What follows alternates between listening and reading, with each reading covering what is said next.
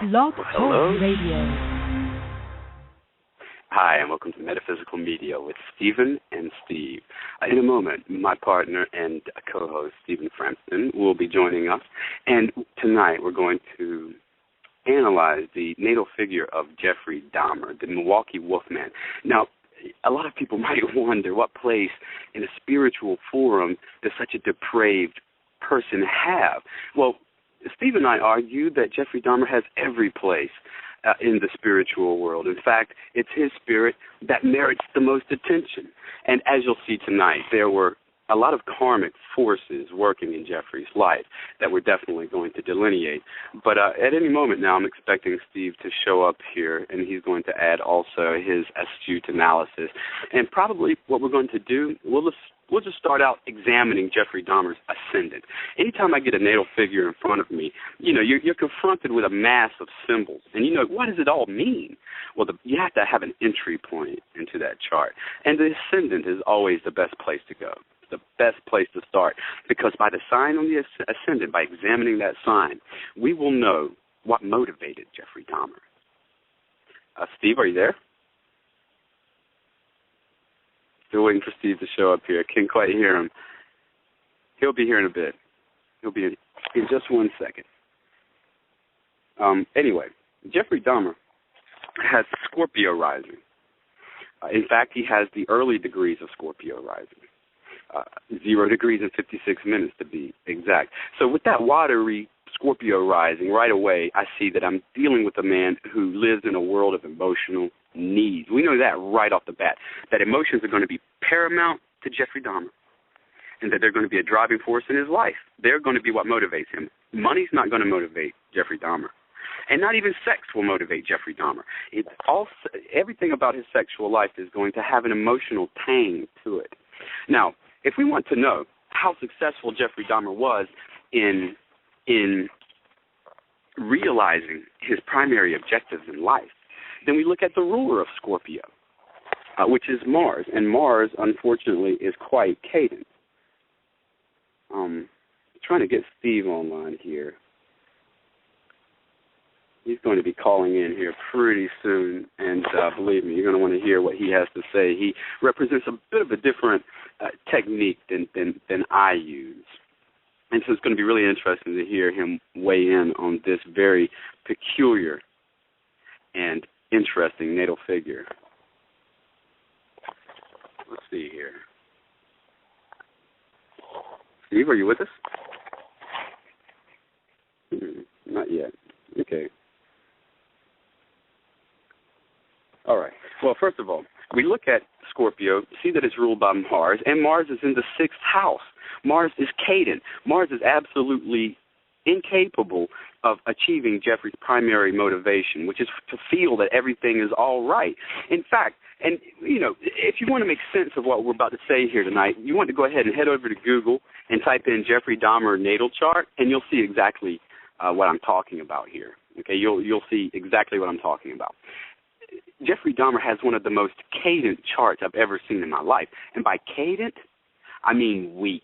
We're talking quantity here, not quality. We're going to have a lot to say about the quality of the planets in Jeffrey Dahmer's chart. But there's another consideration, quantity. How much? And he's not really getting much at all. Jeffrey's chart is extremely cadent. All of the planets are in weak houses. And what this represents is an individual who lacks an outlet for achieving anything in life. He has absolutely no outlet for achieving. And I'm convinced, as an occultist, that this has been a primary factor in driving his depraved behavior.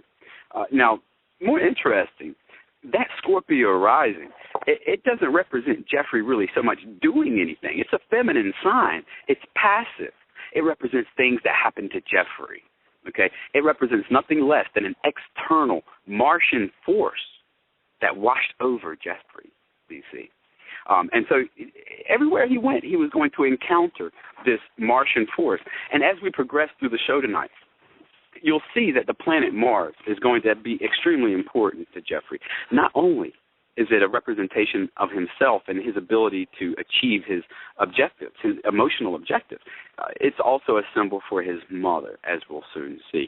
But I want to belabor this point just a little bit. I can't underestimate or underemphasize precisely how important Jeffrey Dahmer's ascendant in Scorpio is, especially when it's linked to that very weak and cadent Mars.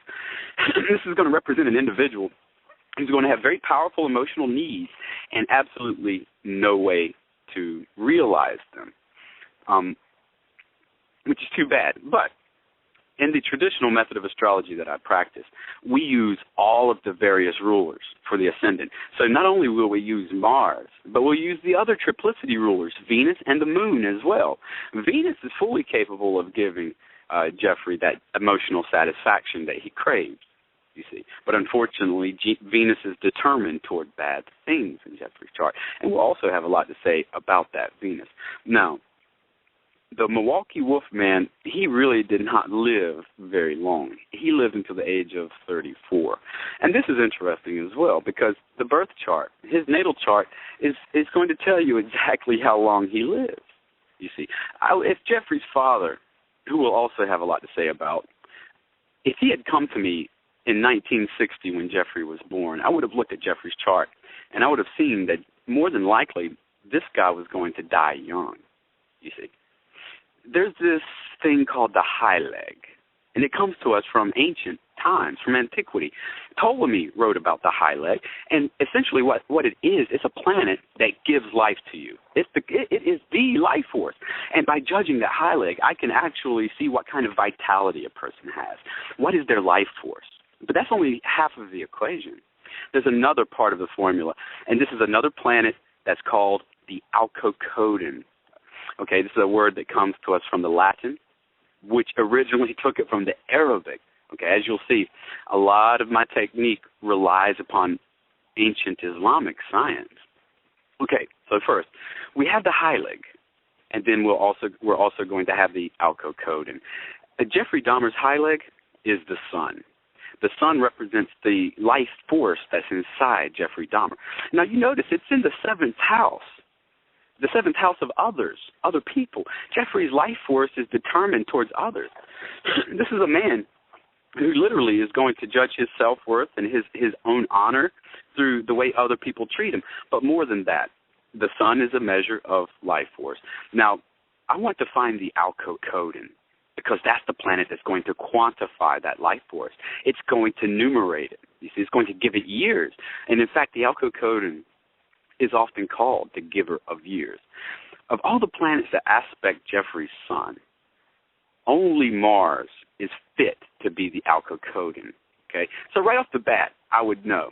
Okay, Mars aspects the sun. So this little fellow right here, and because of Mars's characteristics in this chart, this poor kid is probably only going to get about 40 years on Earth, and it's going to be less than that because Mars is in square to Jupiter. Okay, does everybody see that? I hope by now you have equipped yourself with a natal chart of Jeffrey Dahmer. You're going to want that birth figure right there in front of you because it's going to give you an illustration of everything that I'm talking about tonight. And by the way, Steve, have you joined us yet? He's en route. I'm talking to Steve right now, guys. He's trying his best to get up here, and he will be here very soon. Okay, so right off the bat, we see that Jeffrey Dahmer, unfortunately, is going to have a fairly short and tragic life, unfortunately. Why? Well, we already know how he died. There's nothing predictive about that, you see.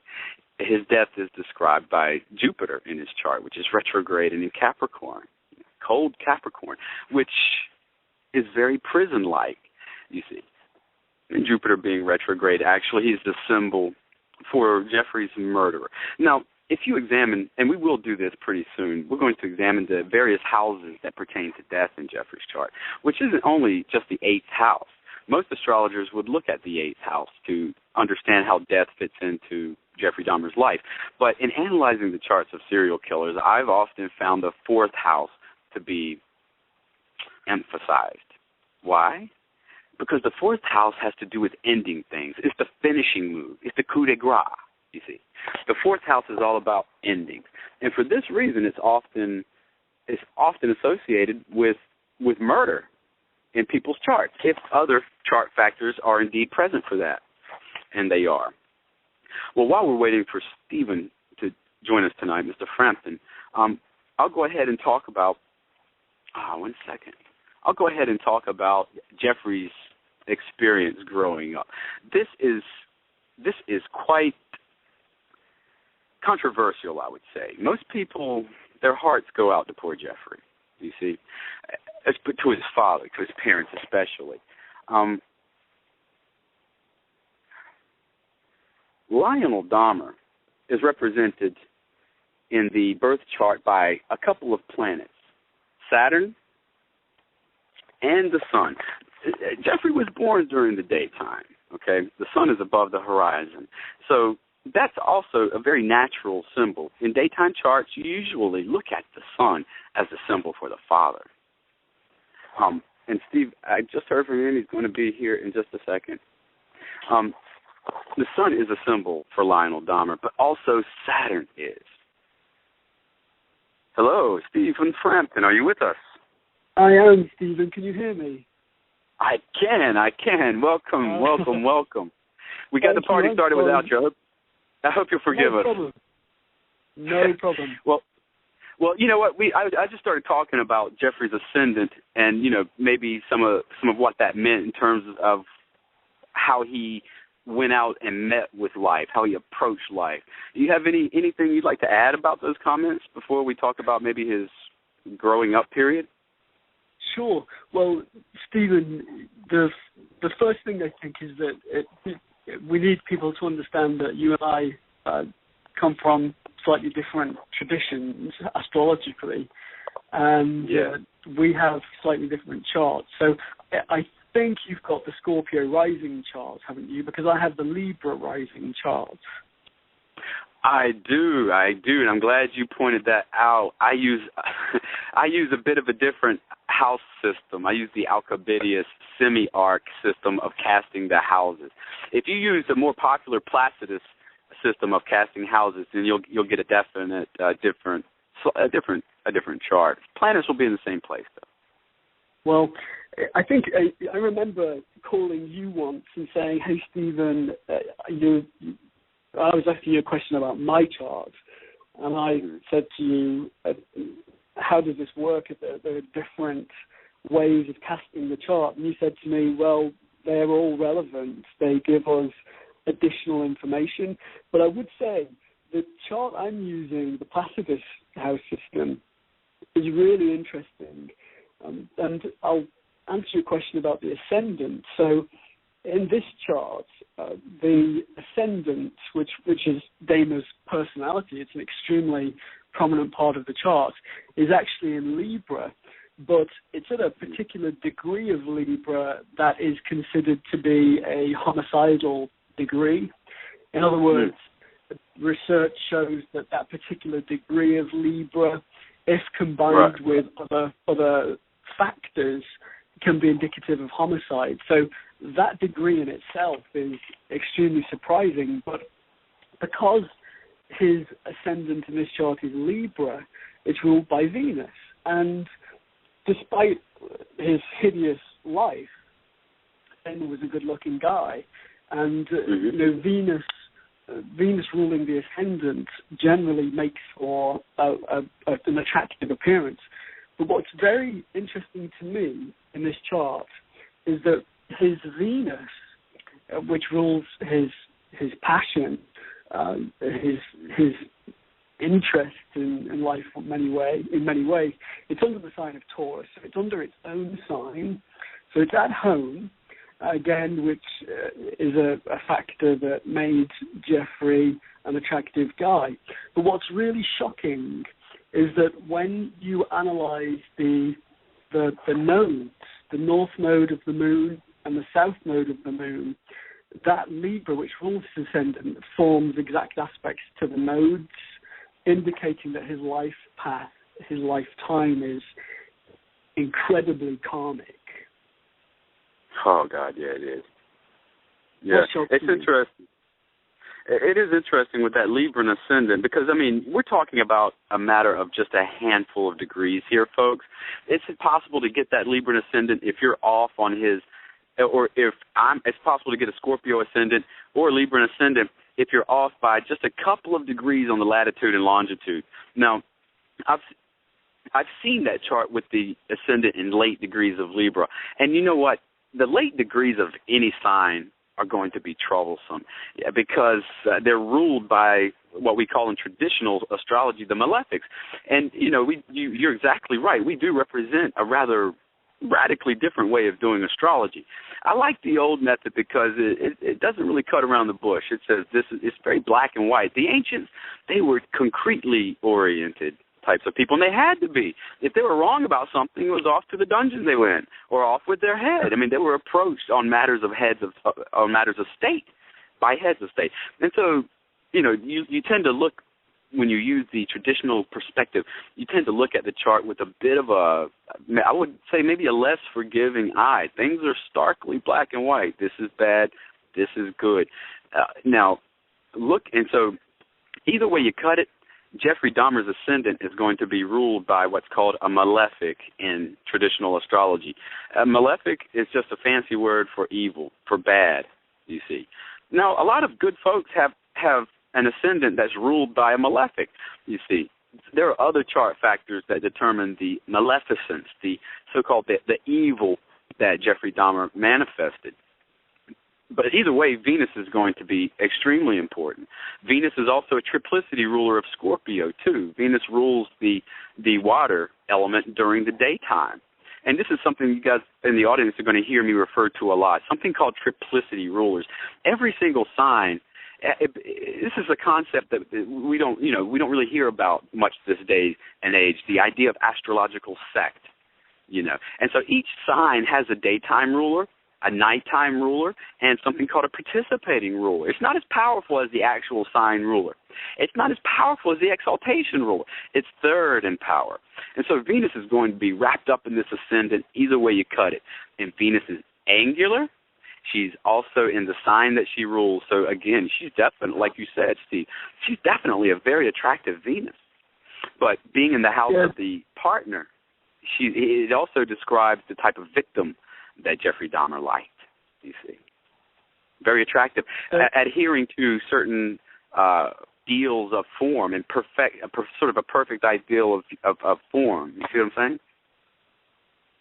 Yes, I mean, in the Libra rising chart, that Venus that rules his ascendant is also the first planet in the 8th house of life and death, or death.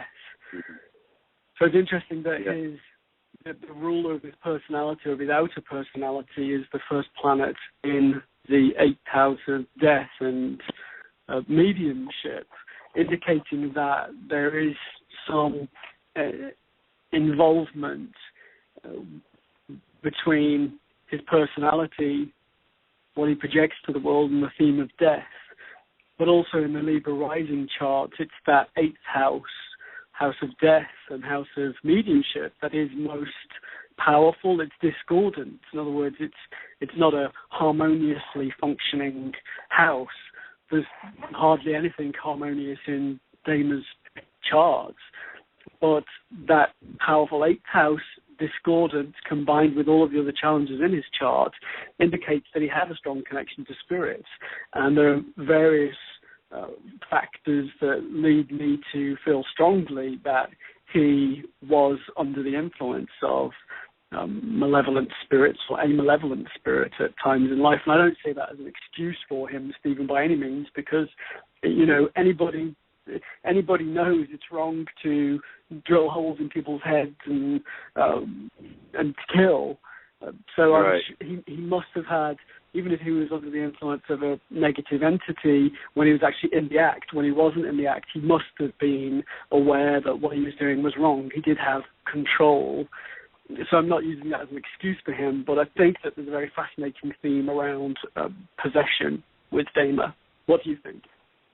I totally agree. I mean, you know, we have to realize here that none of this is going to absolve Jeffrey Dahmer of legal responsibility, but, you know, the guy was driven, like you said. He was possessed. He recounts with one victim in particular that he just woke up beside the guy in a hotel room and the dude was dead. Jeffrey had no memory of ending the man's life, you know. So he was obviously driven. And later in the show, we'll definitely get into a lot of the karmic questions about Jeffrey Dahmer, which one of the bigger questions for me is, why did he even exist to begin with? And this is the beautiful thing about astrology. It can answer those sort of aching, existential sort of questions. And I'll tell you, folks, by the end of this 2-hour period, you'll have an absolutely clear idea of who Jeffrey Dahmer was in his past life, according to my theory, and you know, why he incarnated the way that he did. But, you know, in understanding what drove Jeffrey, and understanding, you know, the demons, the external forces that caused him to do what he did. And I know you disagree with me on this, Steve, but I really do think it's vital to examine his postnatal environment after he was taken home. I think it's vital, and I think the chart can tell us what that environment was like. I think it's going to be important to understand Jeffrey Dahmer's perception of mother and his perception of father, because even though the parents don't have any legal culpability in Jeffrey's actions, and even though both Mr. Dahmer and Joyce, his mom, even though they're both normal, good people, they have a part to play in what happened, whether indirectly. And it wasn't really their fault. It was all destined.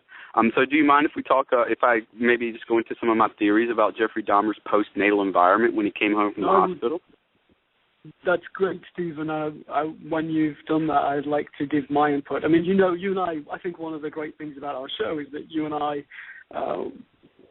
we have some differing views, and I think that's right. important that we get to debate. So I have some particular feelings about the parents, and I'd love to talk about the moon in his chart. So you go ahead, and then I'll chip in when you give me the nod. All right. Well, first of all, let's look at that moon. The moon is going to be a vital planet in everybody's chart, just as important as the sun. What it means for Jeffrey is that in his past life, he was a warrior. He was a warrior. And as we'll see later, the specific dynamics of Pluto showed that not only was he a warrior, he was invested with some power of the government. He had authority. I mean, immediately, I'm speculating here. I am very, very, very much speculating. Can't emphasize that enough. But I think Jeffrey Dahmer was a Nazi in his past life. Not Hitler, but an SS guy. You know what I mean? And that makes sense because, you know, Dahmer is of the same ethnic ancestry as that. Jeffrey Dahmer has German ancestry. Now, you know, I'm not saying that we incarnate into our own ethnicity or our own cultural background each and every time, but hey, wouldn't it be coincidental? Getting off point here. My point is that as a warrior with government authority, Jeffrey Dahmer incarnated into this world with certain expectations from mother. You see, he expected mom to be ego boosting, to be confident.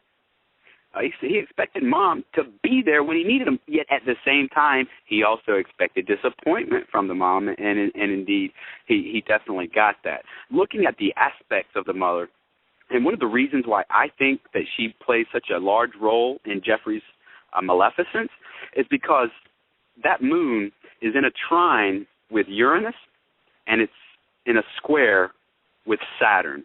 And I definitely think Saturn retrograde in Capricorn in the third house is a very adequate symbol of Lionel Dahmer. Lionel Dahmer has the dignity of rulership. Saturn in Capricorn, he's an analytical chemist, Lionel Dahmer was.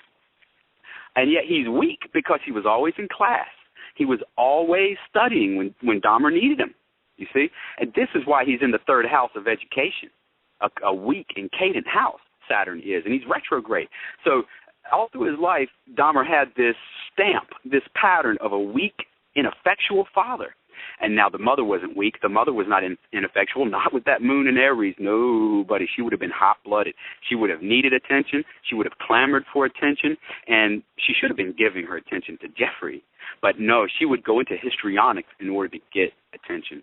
for herself. And this goes double once we factor in that trine from Uranus, which is a very spasmodic, chaotic pulse of Uranian energy that's going to make Joyce X. Dahmer to really cause him to. So that, in my opinion, is responsible for the tumultuous early environment that stamped Jeffrey Dahmer. And he incarnated into that environment expecting it to be that way. And, in fact, that's the way it was. Now, what's your opinions about all of this, Steve?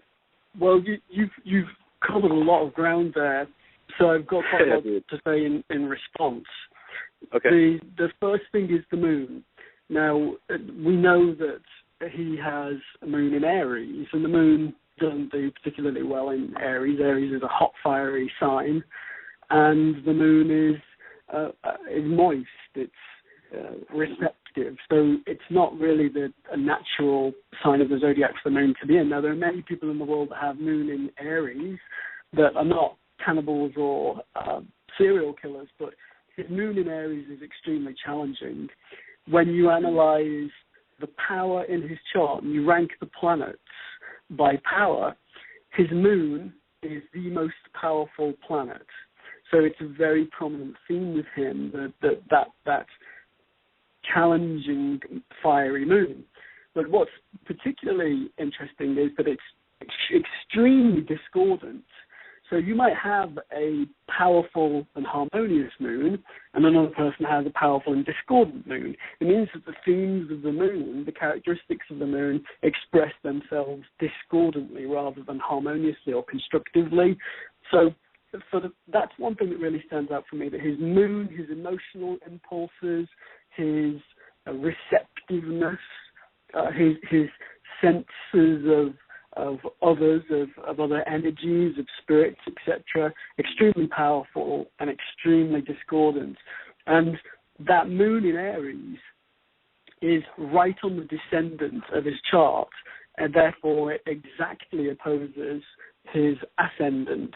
Now, anybody that has the moon in their chart in exact opposition to the ascendant has some challenges, and it's a particularly challenging moon in my mind.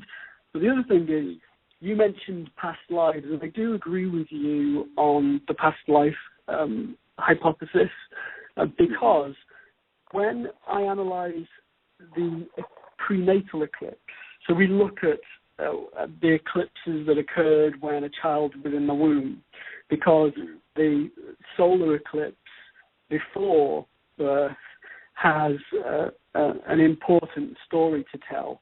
It really does tell us more about the context, the life that the person would live, what they experienced before this lifetime. And I've been studying this with my colleague Nancy Valverde, and it's been very interesting. But when you look at the prenatal eclipse in Dahmer's chart, it occurred exactly on top of that very challenging, very fiery Mars. So Mars being his drive, his aggression, his feelings of violence, etc. Mars rules the knife. It rules acid as well, and we know that he used acid to actually destroy the flesh of some of the guys he killed. So the fact that there was an eclipse on that Mars, Stephen, tells me that this very challenging Mars, which we need to talk about in a lot of detail, is a big part of his story. But then what you do to understand the key planets from the previous life is you go counterclockwise from the eclipse. So you imagine that eclipse was around, I think it was 6 or 7 degrees Aries, right near that Mars, and you go around the chart counterclockwise. What do you get to? You get to that very challenging moon in Aries. That is very much an indicator of how he ended his previous lifetime, or what he experienced in his lifetime before this incarnation we're talking about. So I'm with you in that he had an extremely discordant, grim life before the one he had here in the United States, and that moon is an important part of the theme. But, Stephen, where I differ from you a little is Well, I can look at his moon, and I know that the moon represents the mother, and we often get insight into a person's relationship with their mother through the moon. I want to say that I can't believe there's anything his parents would have done that would have caused him to become a cannibal and a serial killer. So there may have been some challenging dynamics in the home environment. There were challenging dynamics in my home environment, but I turned out okay. I just want to be really speak out for the parents, particularly the mother. I can't imagine that. I don't know how they get through life. I don't know how they get through each day, knowing what their son was and what he did, and they must ask themselves and talk to themselves all kinds of questions. And I just don't really want to lay any blame at their door, because this chart shows me and you, as you said, that there's an incredible karmic and long-standing story behind this, and why his parents were so unfortunate that they ended up being his parents and they were involved in this experience. I don't know. I'm not sure I can answer that question, but I feel I do agree with you that the father was quite weak. You know, the son is weak in Dahmer's chart. It's quite an indifferent, dull son. But you mentioned the Saturn, and Saturn is the major malefic, and I love what you said, Stephen, about the older traditions with astrology, because I find that modern astrologers now almost try to make everything sound nice. You know, Saturn is nice, right. Saturn can be beneficial, and it can, but let's be honest, it's the major malefic. It's the devil card in tarot. We all live with it, we all experience it. It's death, it's sorrow, it's this, that, and the other. But I believe in really using astrology to accurately look at the psyche, and Saturn is problematic. I mean, he's got Saturn in his house of mentality as a powerful point. He brought it into this world with him, indicating that theme of abuse, of torture, etc., came with him. And because it's in his house of mentality, it indicates straight away that here is a man that would have mental problems, that would have, I mean, with that moon, which just yells at you insanity, and it's perfectly squared by Satan. And maybe you could, you go ahead, Stephen, and explain to people the significance of the square between his very challenging moon and the major malefic Saturn and the ascendant. Sure. And this is part of the evidence why I actually do lay some culpability at the feet of the parents. Not all of it, because, I mean, Jeffrey Dahmer's life is heavily karmic. This is Lionel's karma, this is his mother's karma, and it's also Jeffrey's karma. But going to that square between the moon at 20 degrees of Aries and Saturn at 17 degrees of Capricorn, the square tends to inflame things, irritate things. So looking at it from my perspective as moon as mom, dad as Saturn, this to me is a very bald statement of inflammation between the parents and also blockage. I mean, that's also inherent in the nature of the square, the 90-degree angle, and it has the nature of Mars. Now, I definitely have to disagree with you, though, about the quality of Mars. I see Mars a little bit different in Jeffrey's chart than you do. For me, that Mars is actually trying to work for Jeffrey. It's an Aries. It's in the sign of its dignity and rulership. So even though it's a malefic, when it's in the sign that it rules, it can act in a more socially acceptable way. You see, I think the acid Jeffrey's training, which was very good. Okay, most murderers have a big, huge problem. What am I going to do with this body? Now, Jeffrey didn't have that problem. And the reason is because of his chemist father, that retrograde Saturn in Capricorn in the third house. Jeffrey learned how to use those chemicals from his father when he was a little boy, when he was 10, and the family had recently relocated to Bath, Ohio. One night at supper, Jeffrey, who by this time was showing signs of being a morose, non-communicative boy, all of a sudden showed this interest in how to bleach bones. Lionel was just tickled that his son was showing some kind of initiative. And so he taught the boy how to bleach bones, what chemicals to use, how to do it without damaging yourself. And by the time Jeffrey committed his first murder in 1978, he put what he learned into action. He took his first victim, dismembered him underneath the crawl space. Now, the crawl space has a definite emotional importance for Jeffrey. When he was a boy, he witnessed his father dragging bones out from underneath the house, okay? And this caused a fetish to take hold. This wired eroticism into his circuitry. It connected death with eroticism. And this is how fetishes work. For example, in Britain, when Hitler was shelling the British during World War II, there were a lot of fetishes for gas masks and rubber, the gas mask that you would wear, that developed because a generation of men, grew up having to wear these gas masks, and the gas mask was hardwired into the circuits of their eroticism. That happened to Jeffrey when he witnessed his father pulling the bones out from underneath the house. And later, years later, when he's 10, he asks his father how to bleach these bones. And this is, I think, is very, very well summed up by the retrograde nature of Saturn in the third house. Jupiter is also in the third house retrograde as well. So on the side, and really, this is just a beautiful demonstration of how a single astrological image or symbol, Jupiter in Capricorn, for instance, Mars in Aries, for instance, can do double, triple, quadruple, quintuple duty. Astrology is nothing if not economical. And so this Saturn in Capricorn retrograde is a symbol not only of the weak, ineffectual father, absentee father. I mean, Lionel abandoned Jeffrey even through proximity, it's not only a symbol of dad, it's a symbol of the bad, the big bad that's in Jeffrey's mind. Jupiter, Saturn retrograde in the third house of mind, definitely somebody with some mental imbalances. Also, that Saturn is in a trine aspect to Venus, which is associated with the 8th house and also the 7th house. Relationships and death. It's the ruler of his ascendant as well. And the ruler of the ascendant. Now, Venus is going to try to create the ascendant, to create the life, through the means of the house, the materials of the house that she occupies.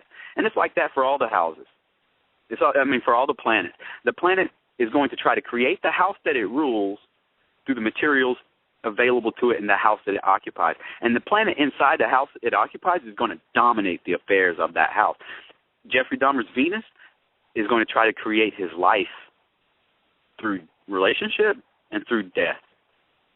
7th and 8th house. I agree. Yeah, Dad's gonna support that with that trine, believe it or not. Let's go back to that Mars for a minute, Stephen. Sure. I think that we're looking at the whole picture, and right.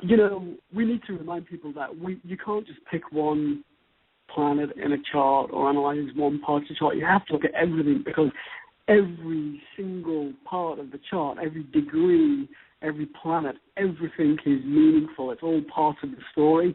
But what really intrigued me when I began analyzing Dahmer's chart was that the south node of the moon is in Pisces, in the 5th house. And so I want to explain to our listeners a little bit about the nodes of the moon. So we, in the West, generally we consider the south node of the moon to be highly malefic. It's a little bit like, I describe it, Stephen, as a black hole in the chart that you can get sucked down. It's your point of self-undoing, potentially, if you don't manage your development around the opposite point in the chart, the north node of the moon.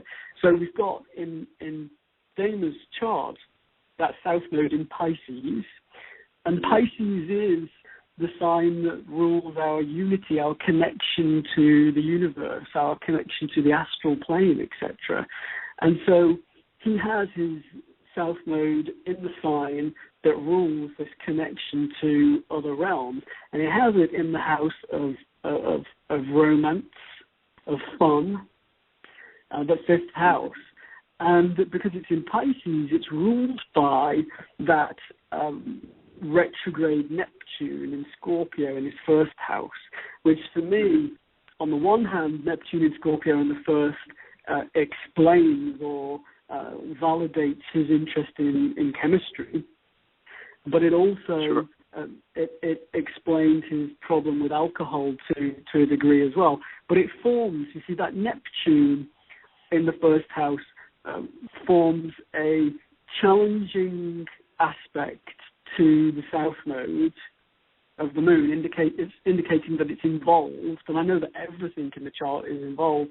And when you think of his life, you can't say, well, one part of it wasn't responsible or wasn't involved in what he did. but that Neptune forms a challenging aspect through to Mars in his sixth house of illness. So I agree with you. It's not. You don't look at the chart and say, well, Mars is the worst part of his chart. But let's be honest, it's tied up in these dynamics, and it's wrapped up in this story, and it's under its own sign. It's prepared to act. He did act. I don't see that Mars as being capable of really doing too much for Jeffrey. That's one area in this chart where we definitely disagree. That Mars, I don't see it as being as malefic as it could be. I attribute other sources for Jeffrey's evil, and I see that Mars as being quite cadent as well. And the cadent planet, in my opinion, is either A, going to be completely incapable of producing its promises. So that Mars, in my opinion, is only going to be able to manifest what it promises to Jeffrey about 25% of the time. And what it promises is the sixth house of sickness, but also servants, also skills. You see, Jeffrey didn't have much of an ability to muster any, he didn't have any kind of responsibilities in life. You know what I mean? He didn't have very many skills. And also Mars being just a basic symbol of natural masculine virility and aggression, it's cadent. So here we have Jeffrey Dahmer, big, tall, strapping, handsome guy. And his virility seems to be, the potency is just sort of sucked right out of that. Now, let's talk about the fifth house. You brought up the fifth house, and obviously, with somebody like Jeffrey Dahmer, a lust murderer, the fifth house of sexuality is going to be very, very important. It has two rulers. Remember all that stuff I just said for those listening at home about a planet that rules a house is going to try to bring that house into existence in the house that it's in. Well, Neptune rules the fifth house of sex, and it's angular at 100%. Its knob is turned up to 11. So it's going to make sex happen for Jeffrey. Neptune is retrograde. It's not going to make good sex, healthy sex happen for Jeffrey, but it's going to make it happen. Well, Jupiter also rules. Also, I think it's fascinating that Neptune is, well, in this chart that I'm using, actually, Neptune's always quite mysterious, so his sexual inclinations were mysterious to say the least. But in the Libra rising chart, it's that odd Uranus in Leo that rules his house of sexuality, and I think we can all agree that his sexual desires and interests were odd to say the least, described by that Uranus in Leo.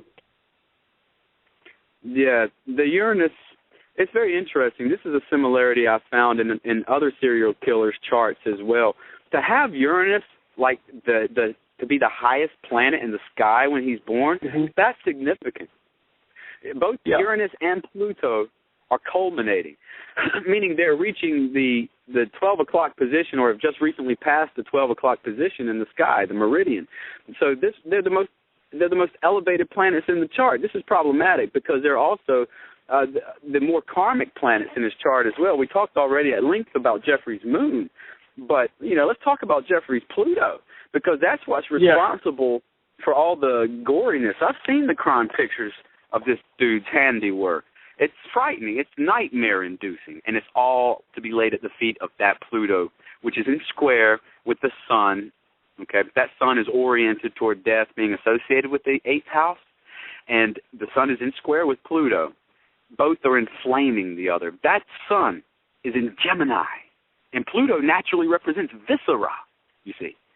I once wrote an article called The God of Inside-Out Things about Pluto, and that's exactly what he is. He rules over inside-out things. He rules over the viscera. And so to have that in square with this highly intellectualized sun, we have an inflammation of viscera, an inflammation of thoughts pertaining to the insides of things. And this manifested when Jeffrey was a child, wanting to know about the musculature of animals, and wanting to know, wanting to dissect roadkill. This is very much in line with that square between Pluto and the sun. Pluto, in addition to being the source of the grossness in Jeffrey's life, also presented to him what was to be purged and eliminated from his life. Now, if Jeffrey hadn't had that alcoholic Neptune in the first house, if Jeffrey had not have had, and this falls back on what you were saying about how you have to look at comprehensively at these charts. If Jeffrey didn't have that retrograde Jupiter in Capricorn and retrograde Saturn in Capricorn in his head, in his third house of mind, if Jeffrey didn't have that impulsive, brash, stubborn moon in Aries in the 6th house, 7th house, then he probably could have eliminated what Pluto had presented to him to eliminate, which are thoughts of morbidity, thoughts of organs, thoughts of innards, curiosity about the innards. This is not a healthy curiosity such as is manifested by a pathologist or a doctor. This dude was an armchair pathologist. You know what I'm saying? Giving discount autopsies. Where do I sign up? Well, now, I'm telling you, that sun also, I want to point this out really quickly as well. Being in the beginning degrees of Gemini, that sun has a very hard time dealing with intellectualism. We're looking at a man who was the servant of his intellect and not the master of it. Yeah, I agree with that. You know, firstly, his Mercury's in Gemini, and I know that Mercury rules Gemini, but in my experience, Mercury, which rules the left hemisphere of the brain, and it rules how we absorb, process, and organize information. And his Mercury is in Gemini, and I think that Mercury does a lot better in Virgo than it does in Gemini. I find it overactive in Gemini. Yeah. So his Mercury conjunct the Sun in Gemini, it was overactive, but it was discordant because it was horribly aspected in his chart.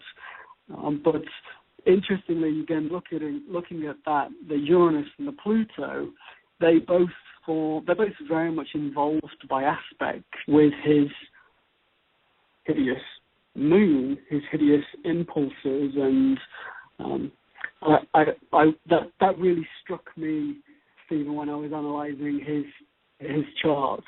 But everything is accounted for. Everything plays its part in his story.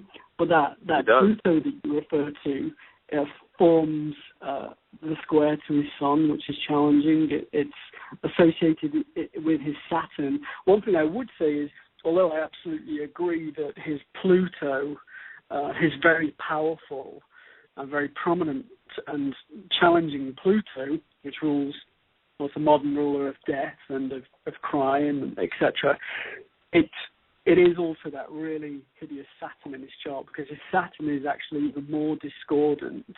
And although Pluto is his second most powerful planet, Saturn was his third, but far more discordant. So astrology doesn't waste anything, does it? Everything is meaningful in this chart, and everything is meaningful in everybody's chart. I tell you, if you really want to peer into Jeffrey Dahmer's skull, and I think you might have to be a bit of a masochist to do this, like us.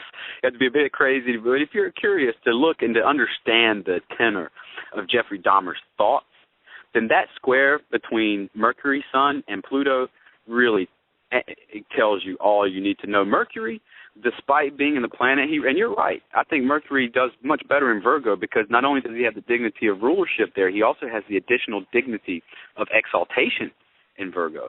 And Mercury disposits Pluto. Pluto is situated in Virgo in the 10th house, very close to the 11th house cusp. So Mercury is sort of like the boss of Pluto. Pluto is in Mercury's property. You know what I mean? And Mercury, despite being in the sign he rules, which is Gemini, he's conjunct the Sun. In traditional astrology, this is a severe impediment. This is they considered it to be a sickness. So right away we see a sickness of mind, not only by the sign of Gemini, but also by the conjunction of Mercury with the Sun, and also by Mercury's disposition of Pluto. Mercury will be in no way, shape, or form capable of controlling the thoughts that Pluto presents to it. You know, for elimination, but Mercury is not going to be capable of eliminating this. Again, this is a picture of a man who is a servant of his intellect rather than the master. And Mercury is also inflamed by that Pluto, but he's helped out by that Mars. You see, again, you mentioned that Mars because there's a sextile aspect between Mercury and Mars, and you mentioned that Mars refers to acid. So what we're looking at here is a man. What I mean is that even though you nearly always in the chart you find something that's harmonious. So I agree with you in that Mars is not powerful in his chart, and it's not the primary driver behind his life story and the crimes that he committed, but it is involved in it, and even though it's a sextile, if it's a malefic planet, it's not necessarily playing a harmonious role in the story. So I still consider that Mars in Aries, which in fact is involved in his death, because the house of illness indicates how he ended his life. He was bludgeoned to death in prison by an inmate. But I feel that Mars is involved. But I agree that it's not the primary ingredient, the primary driving factor. One thing that fascinates me, Stephen, is that in the traditional chart, the Libra rising chart, his 8th house, the house of death, and the house that rules mediumship, is his most powerful. This is a man that was strongly connected to the astral plane. This is a man that was interacting somehow, even if it was unconsciously, he was interacting with spirit. So I also would like us to talk about this theme of possession, the extent to which he was under the influence of other entities, perhaps. What's your view on that? Well, absolutely. Jeffrey Dahmer's 8th house is stacked. The part of substance is in the 8th house. I use the Arabic parts quite a bit in my work.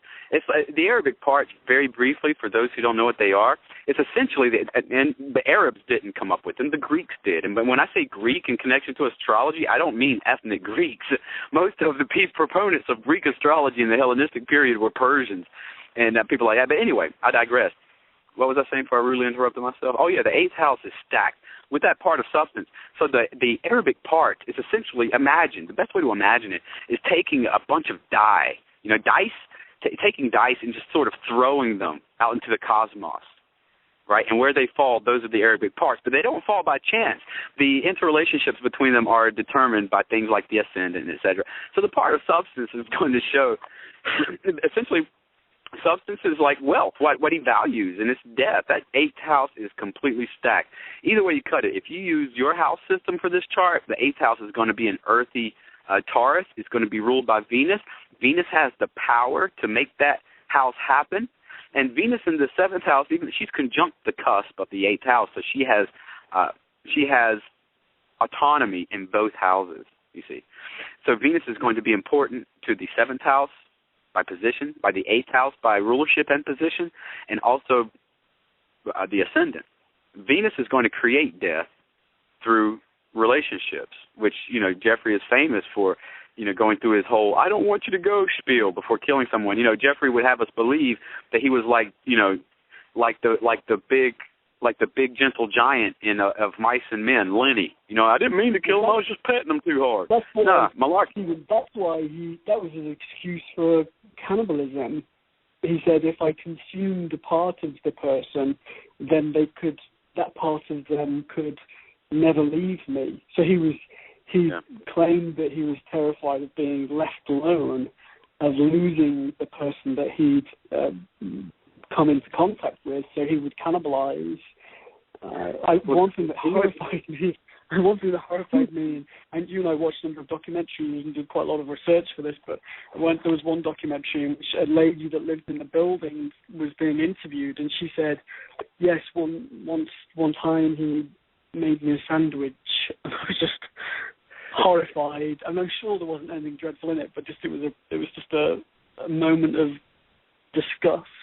But that was why he cannibalized, because he didn't want to give up that person somehow. Yeah, rule number 1 in life is never accept a sandwich from a Jeffrey Dahmer. From a stranger. Never take a that reminds me of a story. when Jeffrey Dahmer got his own place, when he moved out of his grandmother's house and got his own place, his murderous activity just really spiked. It was going on before then, but it just really spiked. And his neighbors in his apartment complex would complain bitterly about the stench that came out of that man's apartment. And little wonder. He essentially had a little Vienna sausage factory going on in his apartment, making potted meat. You know what I'm saying? He had things like craniums, boiling on the oven at any given time. He probably had several hundred pounds of human flesh inside. I mean, you saw the cops had to wear biohazard suits wheeling out all those poor victims. He had a vat of acid with human remains. Yeah, and it all goes back to power. I've said earlier in the show that his moon in Aries spoke of a past incarnation as a warrior. His Pluto in the 10th house speaks of a past incarnation where he held some governmental authority. And when Jeffrey incarnated into this life, a big part of his karmic burden was a healthy relationship to the concept of power. Everything Jeffrey did criminally was an effort to obtain, cultivate, and maintain power. Pluto.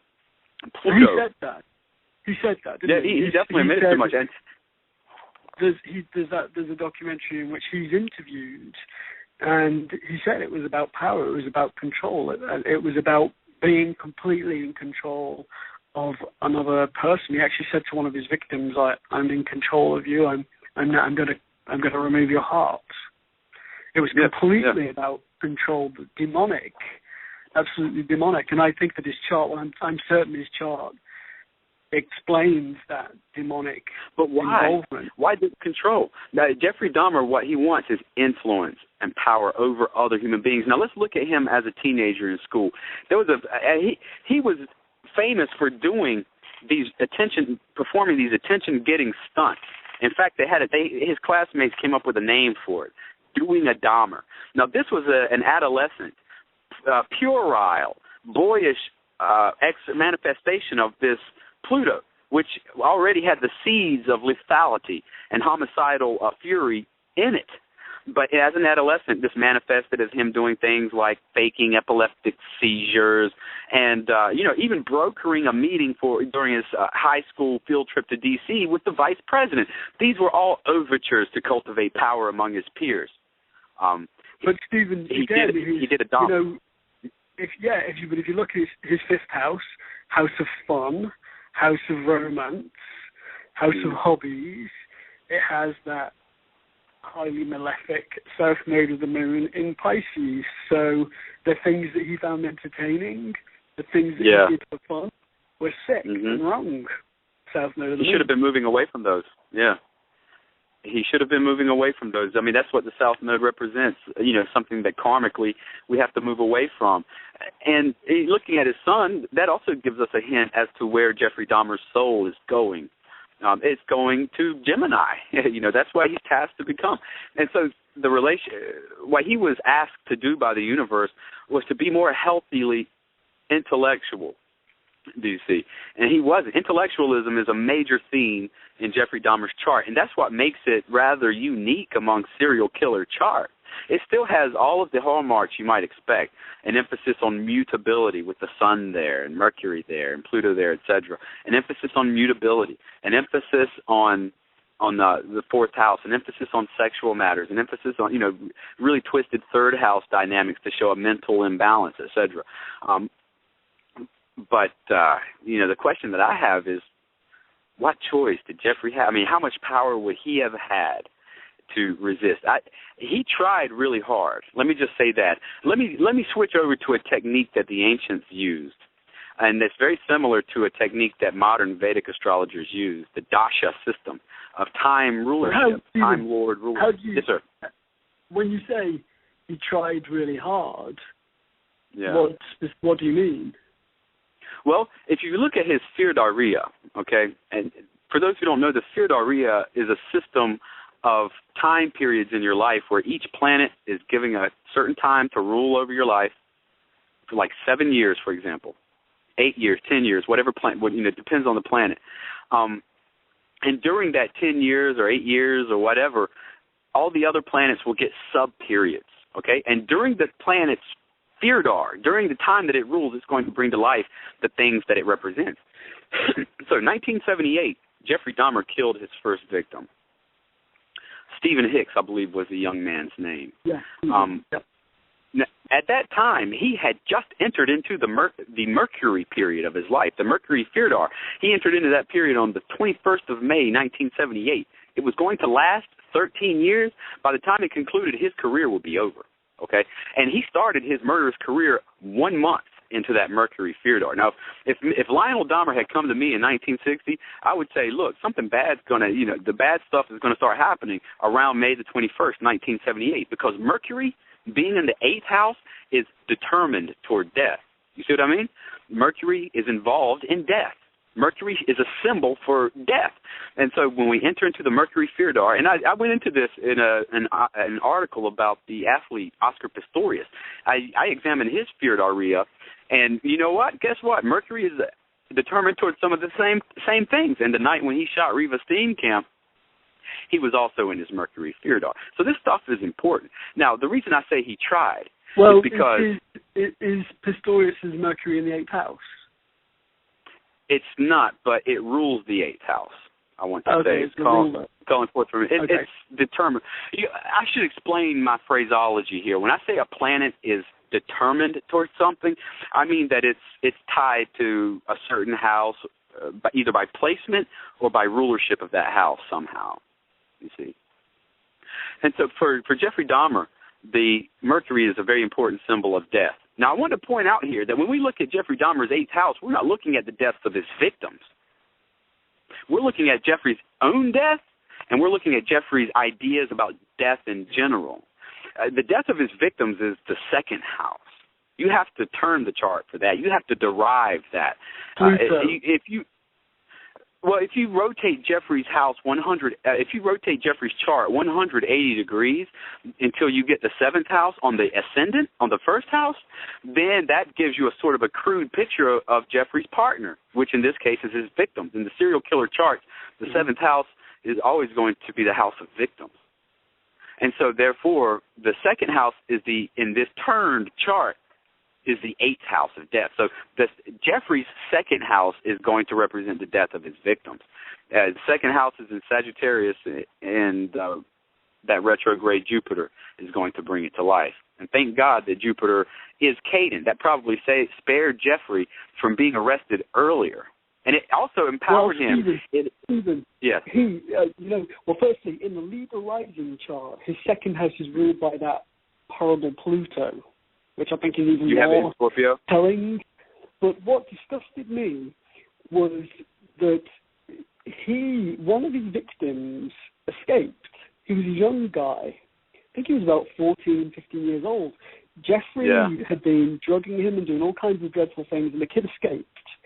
And Jeffrey went down the street and found him. He was trying to get the help of 2 women that were really concerned about him, and they called the police. Yep. And the police came out, and Jeffrey he's such a trickster. He's explained to the police, he's my boyfriend, he's been drinking, it's okay, I'm going to take him home and look after him. The police let him do that. He took him home, and that was the end of him. He killed him.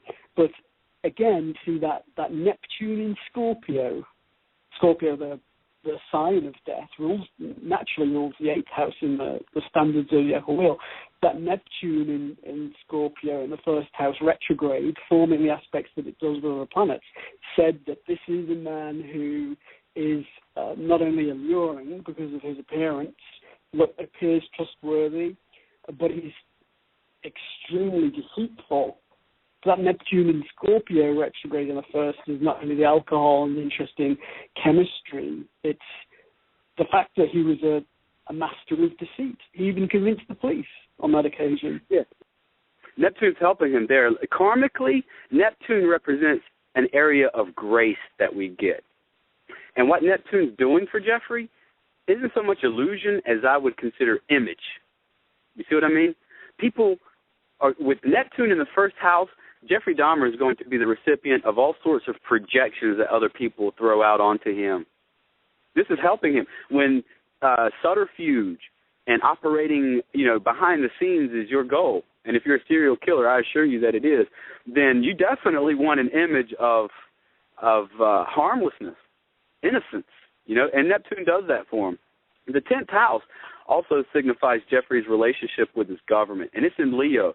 The sun in Jeffrey's chart is fairly powerfully placed. Now, you do quantity a little bit differently than me. You use astrodynes and things like that, if I'm not mistaken, to judge the quantity, the power of a planet.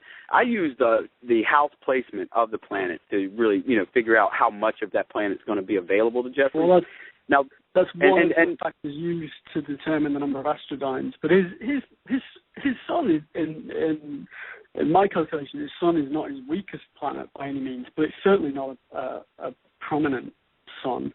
And it is what it's going to do is, in my opinion, it's going to incline the authorities to sort of turn a blind eye on Jeffrey.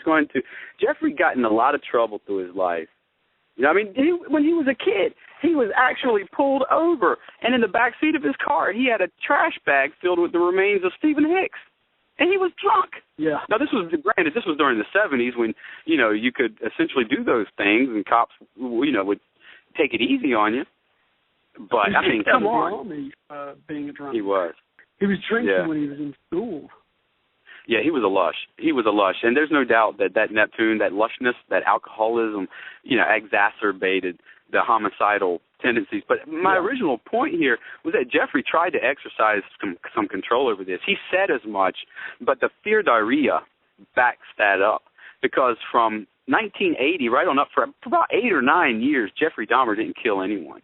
He didn't start back again until the sun sub-period of Mercury. Okay, that Mercury period lasts for 13 years, right up until his birthday in 1991, by which time he was very close to going to jail.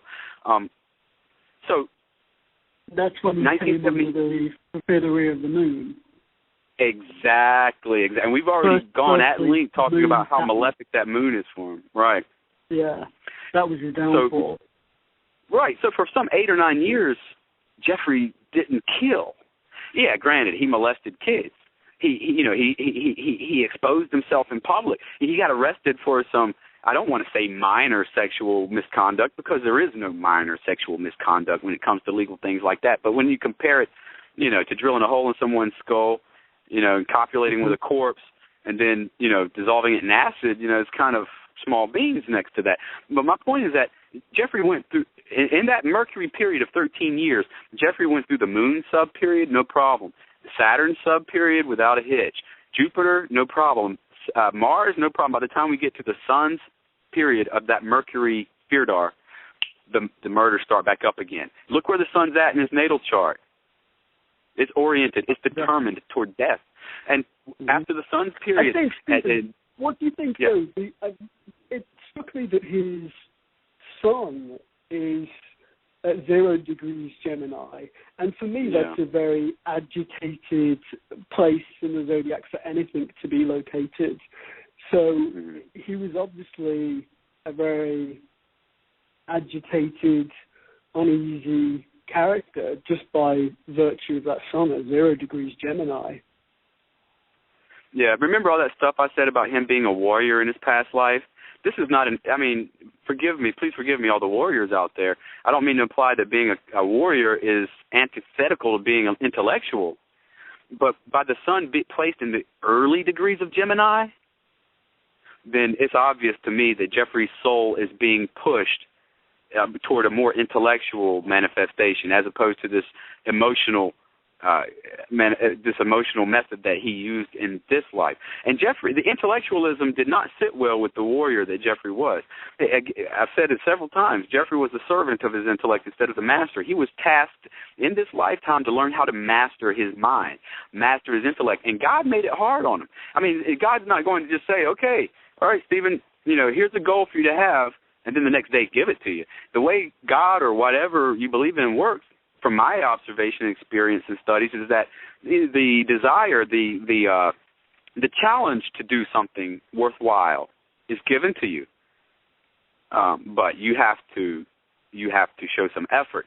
So Jeffrey would have had to have exerted some effort in order to master it, in order to get some sort of a handle on his his intellect, his mind. And every chart factor shows that the universe made it intentionally difficult for him to do that. The retrograde Saturn and Jupiter in the third house of mind, the square between the Sun and Mercury and Pluto, the conjunction of Sun and Mercury, all of these things point to an inability to handle his mind. You see what I mean? And so that was what Jeffrey was supposed to be working on in this life. And that's one reason why, when he entered into the Mercury period of time rulership, that, the spotlight was on him. He was on stage, and that was the moment when he should have been karmically, struggling with some of these burdens that the universe gave to him. And he did. I don't mean to, prop the guy up, but you definitely got to give him props. When you look at his history, he handled a very, very urgent and compelling astrological influence with remarkable aplomb and discipline. He went 9 years handling an urge that imagine 9 years of, that's what it was for him. It was celibacy. Imagine 9 years of self-imposed celibacy. I got to give it to the guy. He tried, but he couldn't do it. It comes back, though, Stephen, to the debate about the mother, the upbringing, nature versus the extent of the way in which you're nurtured. Because I don't feel he stood much of a chance in this world, to be honest. I still feel that if he'd had the perfect upbringing, he still would have struggled. Because when I look at his chart from a psychiatric perspective, there are indications of schizophrenia. So we talked about that, the third house of mentality containing that nasty Saturn, and the fact that his sun pretty closely squares Pluto is another indicator of schizophrenia, and he suppresses his memories as well. I feel, looking at the chart, that he's got a very dysfunctional memory. His Saturn forms an challenging aspect to the ascendant and the cusp of the 8th house. So I think that he suppressed a lot of his memories. I think that he was able to commit a crime, and until he felt the next urge, he was able to suppress the memory.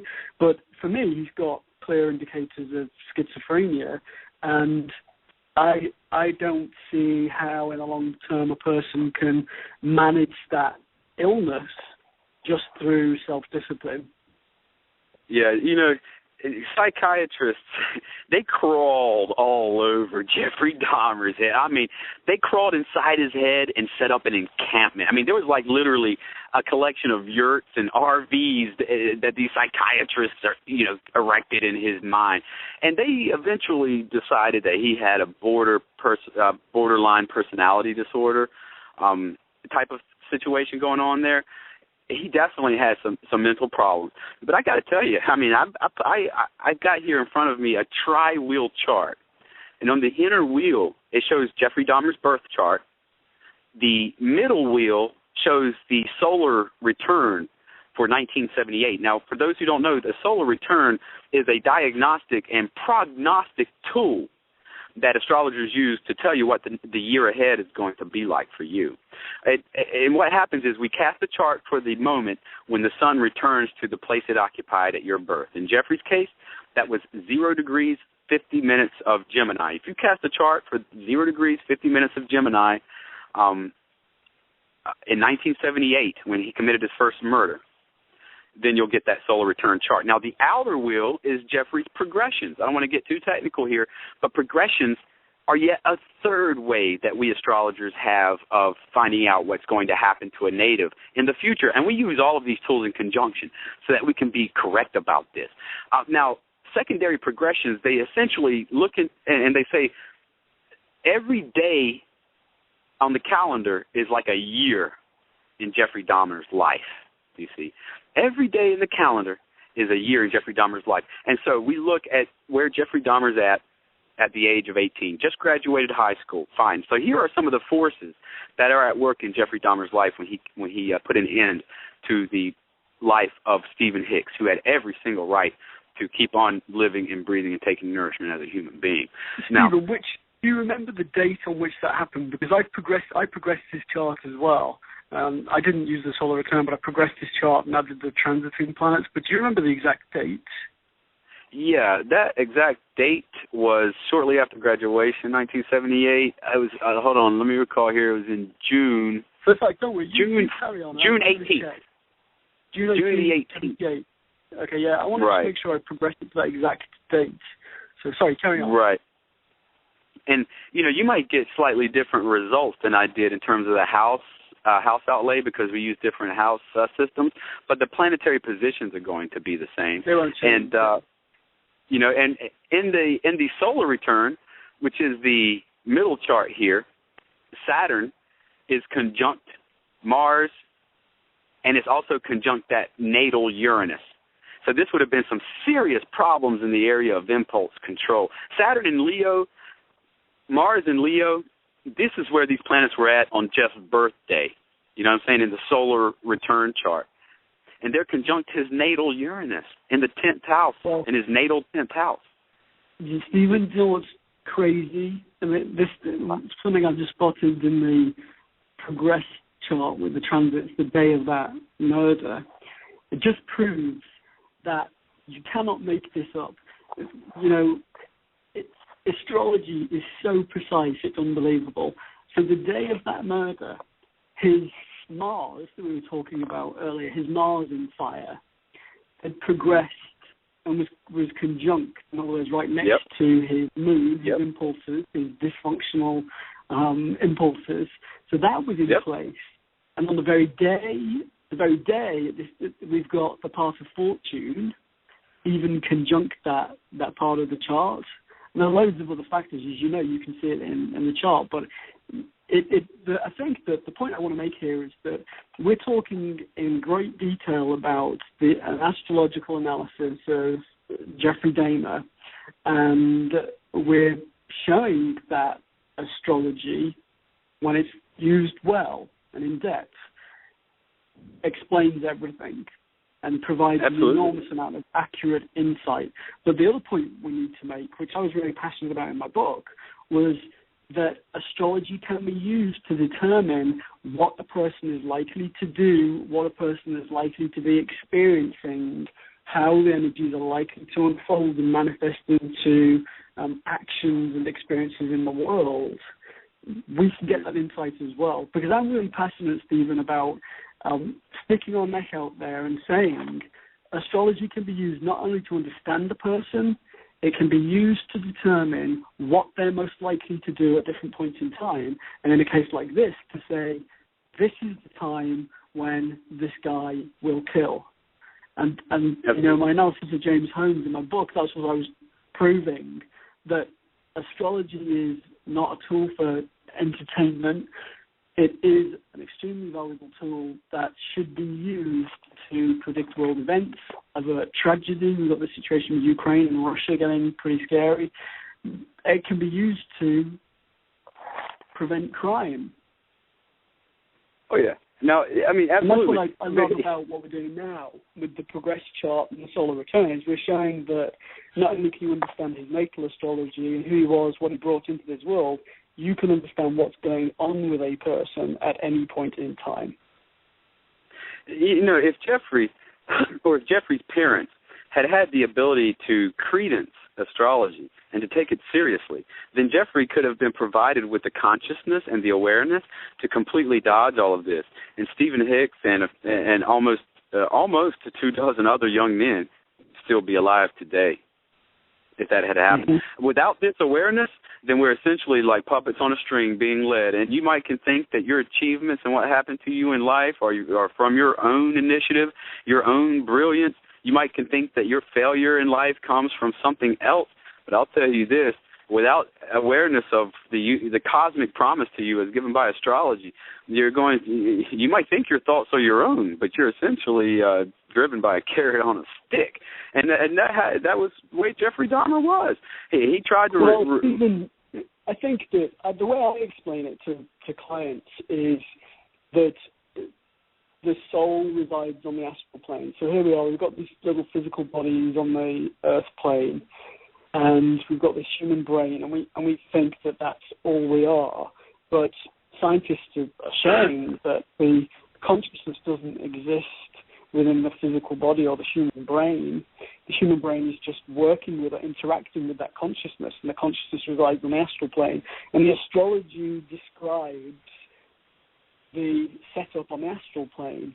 And so when we progress it, we're looking at the weather conditions on the astral plane within a person's consciousness, and we can do that for a nation, look at the collective consciousness. But for me, it's a weather forecast. It tells you what the conditions are going to be, and you're right. You can't change those conditions. If it's going to rain, it's going to rain. But you can change the way you prepare for the conditions. You can embrace opportunities. You can be aware that there's great discord at a certain time. You can take it easy, make good choices at that time, try and tone it down. So I think it's important people realize that we do have free will, but we're working with the cards we're working with, and we can calculate at any point in time how those cards are falling. Well, let me ask you this, Steve. I've read your book, Thinking Completely Outside the Box, where you analyze the massacre in Aurora, Colorado, the theater shooting from an astrological perspective, and you have a lot to say about James Holmes. Did you notice any? And I'm just kind of genuinely curious. I've read the book, and I'm curious what you might have to say about James Holmes in relation to Jeffrey Dahmer. Are they at all comparable, or are they apples and oranges? Well, the first thing that's very different is that you've got a mass murderer and a serial killer. So a serial killer like Dahmer is going out and killing over and over and over again. So a serial killer goes out and kills one person, goes home, goes out, kills another person, goes home, and carries on doing it. It's a repetitive behavior. Whereas a mass murderer goes out once, mows down a load of people, and generally kills themselves or gets caught. So they're very different crimes, both dreadful, dreadful crimes, but they're very different. So I think that what was very clear to me in my analysis of murderers, whether they were serial killers or mass murderers, is that there was a natal setup that at some point would become irresistible. So scary words. If you analyze James Holmes' chart and you progress it, you analyze the chart of Adam Lanza, the Newtown, Connecticut mass murderer. You analyze the chart of that kid. Well, you and I talked about the chart of that kid in Pennsylvania that stabbed a load of students. You look at the natal chart and you say, you know what? It does seem that in certain rare cases, it is highly unlikely they would avoid their fate. Yeah, I mean, I'm a pretty fatalistic guy when it comes to that. I believe that your fate is your fate.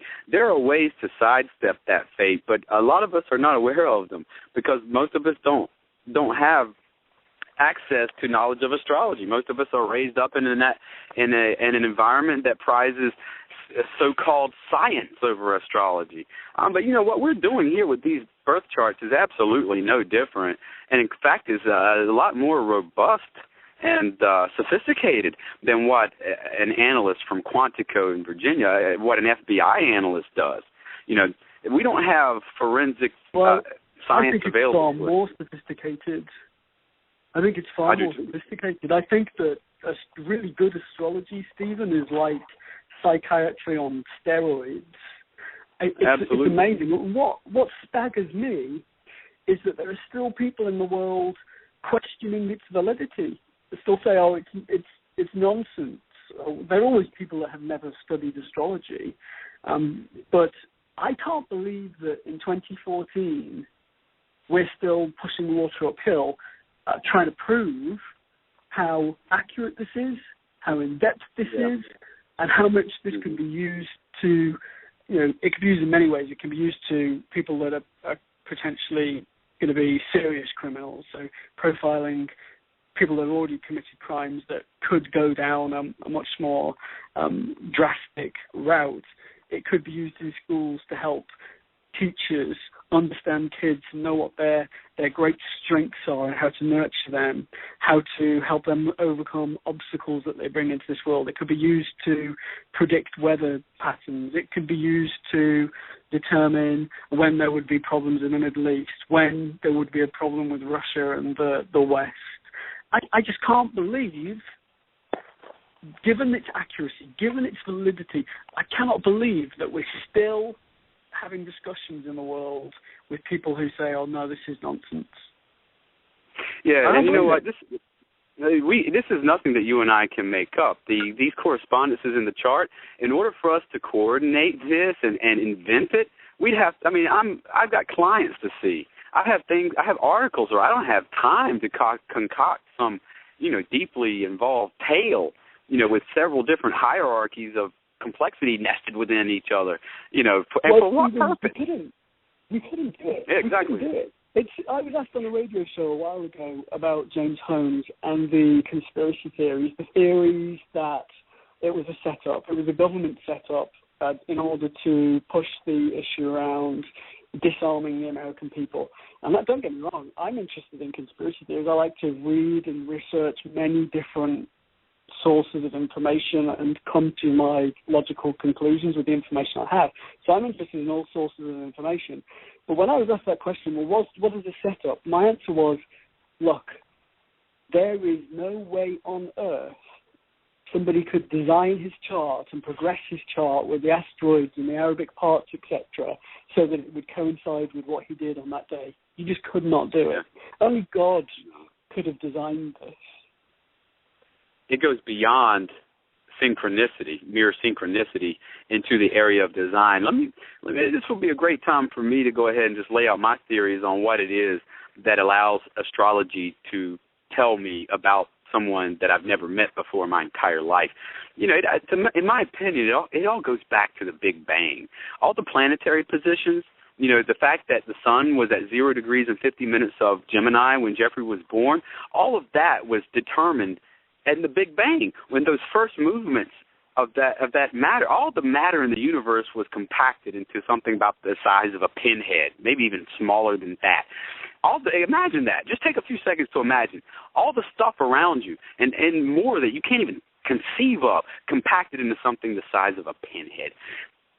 Jupiter, Mercury, the sun, Mars, everything is inside that little pinhead. And when it explodes, the designer, the architect of this universe understands that the pieces of matter that are going to become the sun one day are going to be at 0 degrees, 15 minutes of Gemini when a certain human named Jeffrey Dahmer is born, and furthermore that it's going, by by progression, it's going to be at such and such. You know what I'm saying? All of this stuff was wrapped up.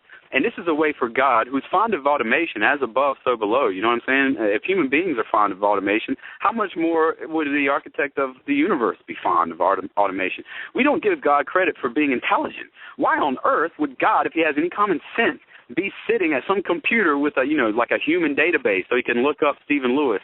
Oh, there he goes. Okay, let me check the data. No.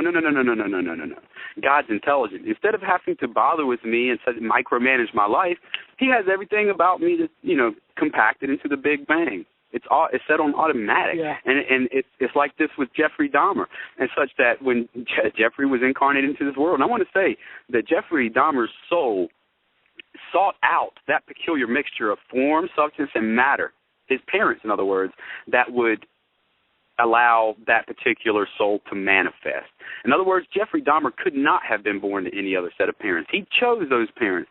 His soul did, I should say. Dahmer himself would not have been aware of this. His soul chose that peculiar combination of matter and form into which it should be incarnated. And much to everybody's detriment, I must say. Looking at his chart is really, really extremely instructive. I'm interested in Jeffrey's death itself. The poor. I don't want to say the poor guy, but before we talk about that, I want to just make a couple of comments about this consideration for God and the Big Bang, this amazing correlation we see between everything that's occurring within a person or on Earth and the planets in our solar system.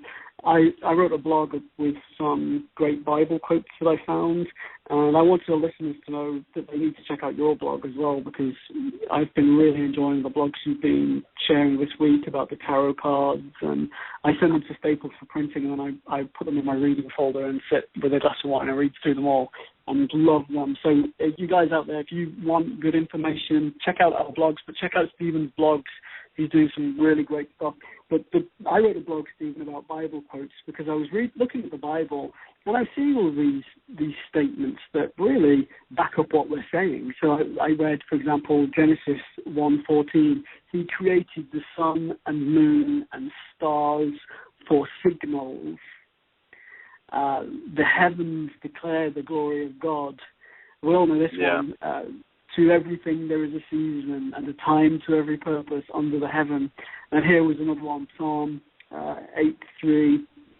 The heavens are God's handiwork. He has all the stars numbered and named. And this was a beautiful one. And God said, let there be lights in the expanse of the sky to separate the day from the night, and let them serve as signs to mark seasons and days and years. And let them be lights in the expanse of the sky to give light on the earth. And it was so. And there were just so many others. He telleth the number of the stars. He calleth them all by their names, etc. That's incredible. Even references to the signs of the zodiac. And there shall be signs in the sun and in the moon and in the stars. Incredible. Yes, it is incredible. I'm sorry? All of the information is there for us. There are a lot of... When I was a kid, Stephen, my guides used to say, all information is available, Stephen. All information is available. And I used to really ponder that statement because as a kid, I wasn't an astrologer. I was a medium, so I could interact with people in spirit. But when you interact with anybody, whether they're in spirit or they're here, you can only obtain what they choose to share with you. So how can it be that all information is available? And when I became an astrologer, I realized that that's what they meant, that all information is available. But astrology, in my mind, is the tool for getting access to all information. Yeah, the Bible is replete with astrological references. In fact, we get our day for a year measurement of the secondary directions, which I mentioned a little bit earlier, directly from the Bible when God was prescribing a punishment for Israel to the prophet Ezekiel. And, you know, we get a lot of, but if you were to quote, if I were, for example, a minister, and you were to quote me these biblical passages, I would first of all put up all sorts of reasons why you're wrong, and then I'd turn around probably and talk about the tetrad of blood moons and its impact on Israel. Yeah. You say that we're wrong, and then go right up about a little bit about astrology. Not really. It's just about the moon. But exactly. Good point. Astrology suits the religious only at certain times. But for us, it suits us all of the time. And I'll tell you, after studying astrology, after seeing the hand of the Creator at work in Jeffrey Dahmer's chart, it's really hard for me my faith in the Creator, I think, is strengthened in a way that it would not be if I were restricted to just Sunday school, once per week or what have you. Here I have before me direct evidence, not only of the starting conditions of Jeffrey Dahmer's life, but how those starting conditions are going to permute and play out throughout the rest of his short life, which before you got on the air, I shared with all of our listeners my techniques for determining the lifespan of a native. And, Jeffrey, it's obvious from his natal chart to me that he would, and it's easy to, Monday morning quarterback this sort of stuff. Trust me. I would never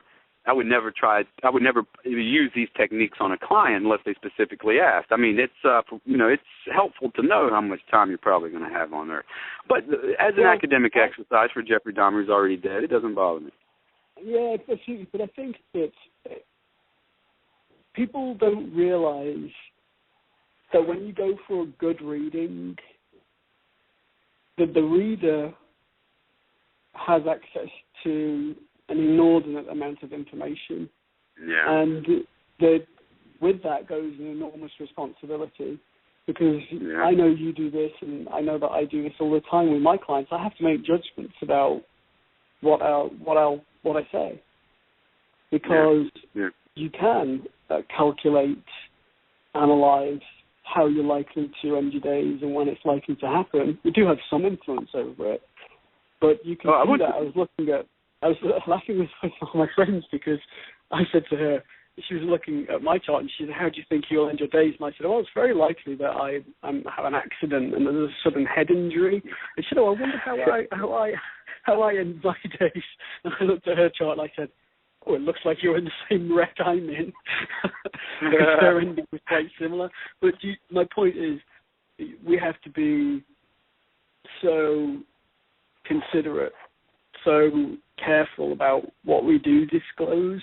But I feel that there are situations where it is appropriate to speak about death. So I know if I have a client that's seriously ill, that is going to pass the spirit, it can be very helpful for them to know how long they may have to wait, or how soon they may transition. There are I've been asked that question before, and it sucks answering it. I always feel terrible answering it. But, I really want to emphasize that in Dahmer's chart, in anybody's chart, when you look at the planets and the signs and how they're distributed throughout the houses, you're not just looking at a set of personality characteristics. You're not just looking at a set of spiritual conditions. You're not just looking at a karmic heredity. You're also looking at everything that happens to that person. You're looking at events. And in a big, huge, atemporal scroll, they're out of sequence, but they're there. Everything is there. And part of my job as an astrologer is to extract those events, to determine the practical or descriptions of them, whether they're good or bad. I'm assigning a quality to them, and things of that sort. So, with Jeffrey's chart again, if Mr. Dahmer, if Lionel had come to me, then I would have been able to have prepared him. He wouldn't have listened to me, being an analytical chemist. I seriously doubt, and being a religious analytical chemist, which is, on the surface of it, a bit of a delightful conundrum, an oxymoron. Most starkly materialistic scientists I've met aren't going to, go to church religiously every Sunday and drag their alcoholic son with them whenever possible. But, Lionel Dahmer was a peculiar mixture of brilliance and infuriating closed-mindedness. He did not permit his son an outlet for his homosexuality. If we could summarize Jeffrey Dahmer's chart, we could do it in 3 words: lack of outlet. Jeffrey Dahmer had very little acceptable outlets for the dark urges. And the homosexuality is far from a dark urge, but when it's been subjugated like that, when it's been in the 80s, in late 70s, when he hit puberty, it's not like today, where you're more than welcome to be open. But Stephen, people, I hear what you're saying, but my point is not about homosexuality. Lots of people are unable to fulfill their sexual desire at a point in time. They don't become serial killers. Mm-hmm.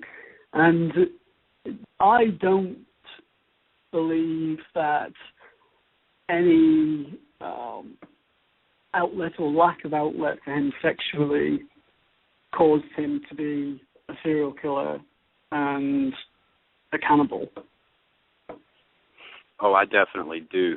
I attribute the cadency in his chart to as a definite causative factor. I mean, if I had to enumerate the causative factors here, what caused him to kill and to cannibalize his victims, I would list the dynamics of the moon being in trine to Uranus.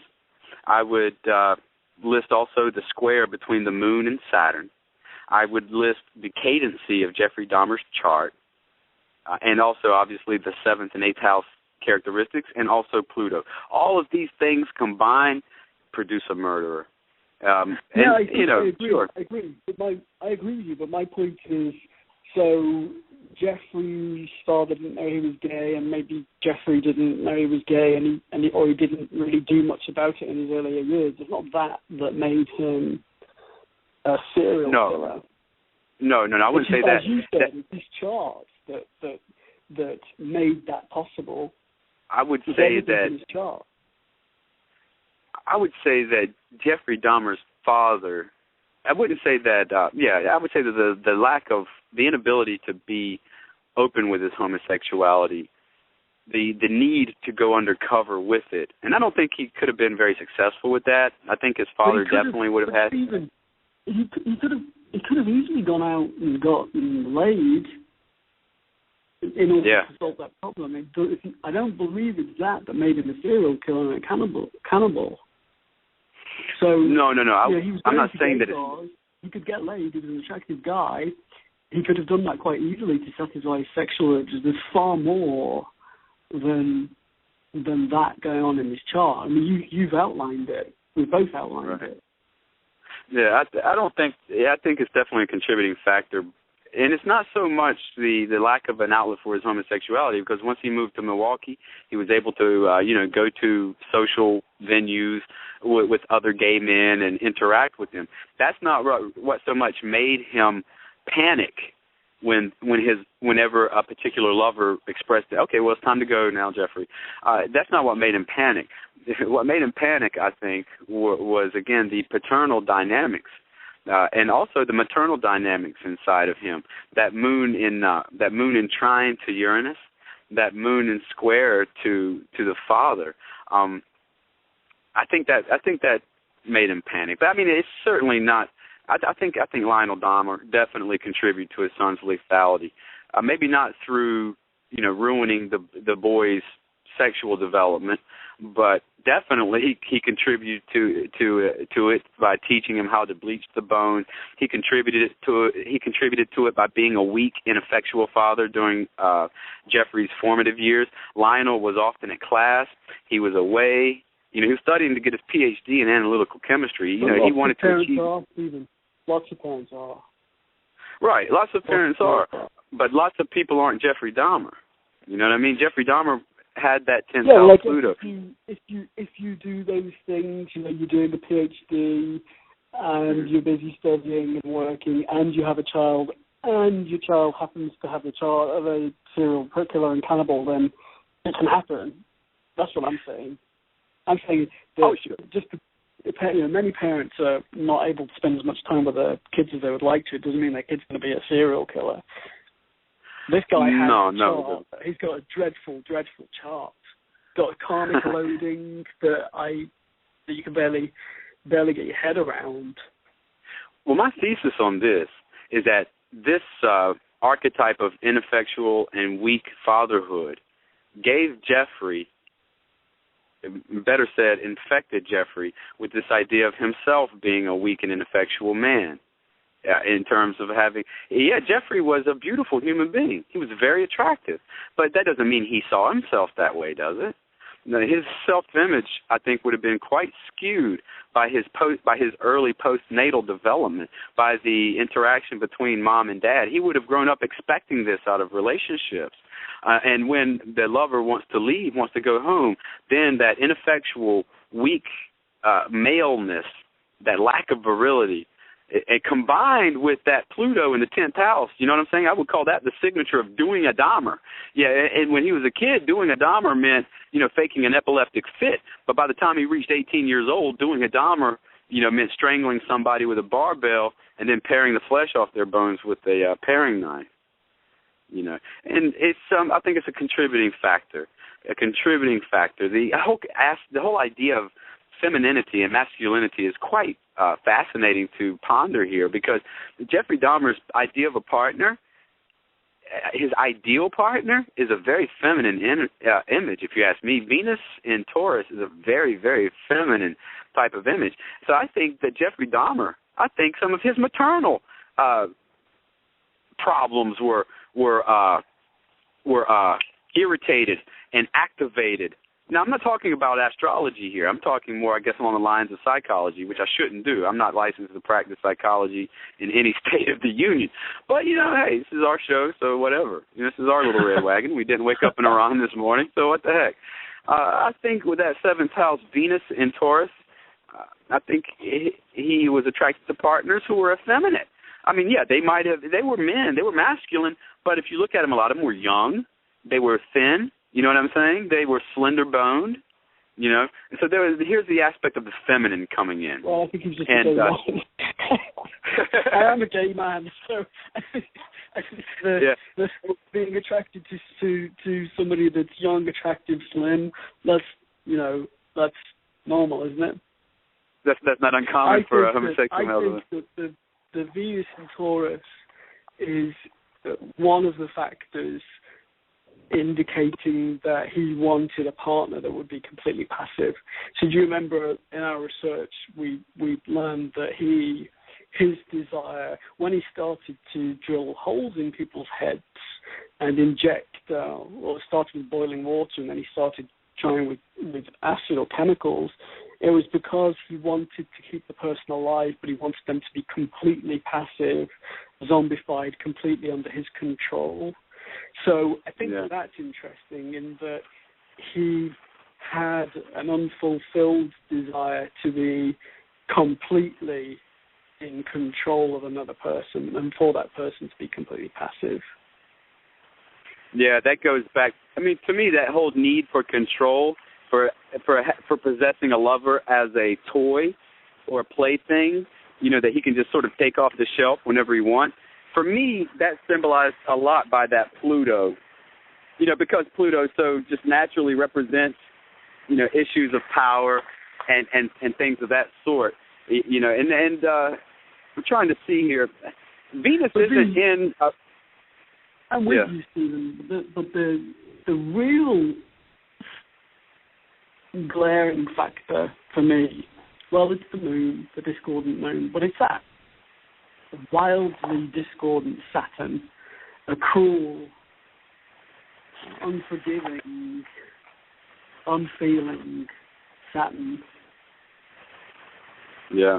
In its own time, well-functioning, but massively discordant. Yeah. If you but it's house of mentality, no less. Yeah, and you know what? That Saturn, though, and this is worth bringing up because so far we've talked about all the terrible things in Jeffrey's chart, but, I mean, what are some of the good things? That Saturn is in Capricorn. It rules Capricorn. Well, I'm not sure I want to say anything good about him.